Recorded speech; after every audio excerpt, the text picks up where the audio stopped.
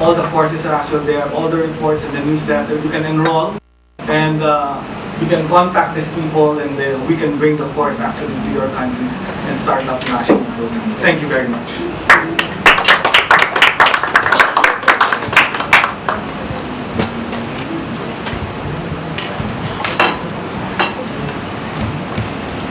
Okay, now we finish our presentation. And we just had 3 presentations, which are all very good. It's really excellent, actually. I have learned a lot from this. I'm sure you have the same feeling. I'm actually well educated. Next time when I advocate the Making Hospitals Safe campaigns, I have a lot to offer with their experience, with their materials.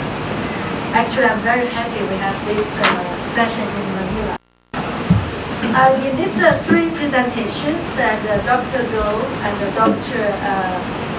Banati and Dr. Barbosa has actually provided us a very comprehensive ways of doing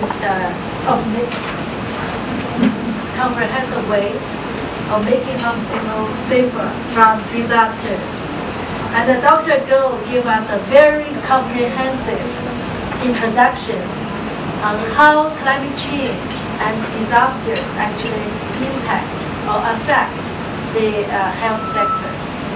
And also, I think that after this introduction, we would actually wonder, what can we do in order to make hospitals safer? I think Dr. Banatin actually answered the question very well, very comprehensively. Before disasters and after disasters, a lot can be done. And she emphasized that the non-structured measures actually are 90% of the work need to be done. And these are more actually prepared people, prepared capacities, and prepare for the systems, and prepare the measures to address to address the disasters when disasters strike. So you know exactly what to do in a very organized manner. I'm very impressed with what they have done. I'm sure not just started this year, as Dr. Robasa said, that they have started long ago when they were in Philippines. So their experience, certainly, I think I would be a very strong advocate to make it a global known, because I think that their experience and is very practical and can be easily adapted to other countries. And we should be able to translate this into different languages and make it available to different countries and help them to start to take actions to make their hospitals safer from disasters. And we also mentioned that is making hospitals safer from disasters or making health facilities safe from disasters. As you know, ICDR Secretariat is just a coordination for disaster risk reduction. We are not experts in health sector. That's why we, in collaboration with the World Health Organization, they are providing the expertise for us. And we basically work together in cooperation with the World Bank. Is we actually coordinate the campaign, and WHO actually provide expertise, and World Bank provided the funds to make this happen. So that is, you see, partnership will make it a difference and make it work. At all levels, I think that Dr.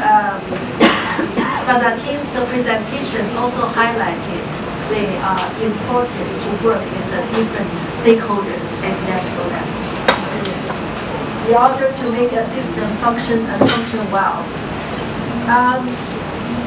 With our last speaker, Dr. Barbosa basically showed us a training program, and that has been run for quite a long period. And this has been well tested. I heard this actually during those days I was working with, also in collaboration with ADPC as well. And it tested in several countries. It seems worked well. And if you know, they also have this, very good name, Hope, if you put this together. So I hope that, they emphasize the UU principle. And I think that I think it's very good.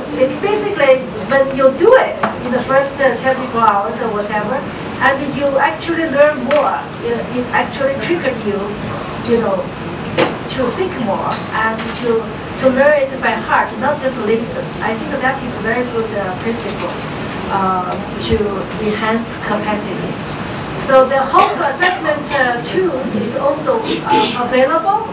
And if anyone wants to have a copy, please contact Dr. Hermosa for that. Maybe that's also a good, a starting point to see with that assessment tool, and you can maybe start to test in your own country to see how you can modify it and to use it, in your own context. Anyway, I just put the long story short. Basically, we don't have much time now. We still have several items to go through. And I propose that we have a 5-minute break so people can, visit the washroom if you wish, or stand up and move a little bit. And then after the break, just 5 minutes, after the break, we have 1 hour. What we should do is, the first half an hour, we will, invite our participants to share your experience at your country, or at your region, or at your community, to enrich our presentations.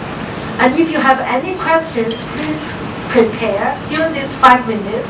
And then we can ask our 3 excellent experts and presenters.